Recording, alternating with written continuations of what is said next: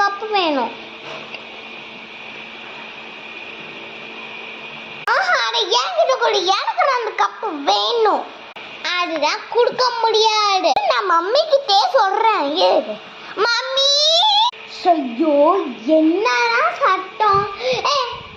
என்ன என்ன கேக்குறேன் அந்த புதுசா அந்த கப்புக்காக திருப்பி சண்டையா?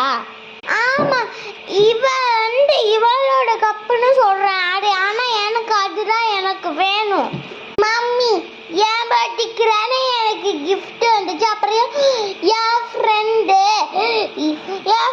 தானே அவ என்கிட்ட தானே கொடுத்தா. அவகிட்ட கொடுத்தா.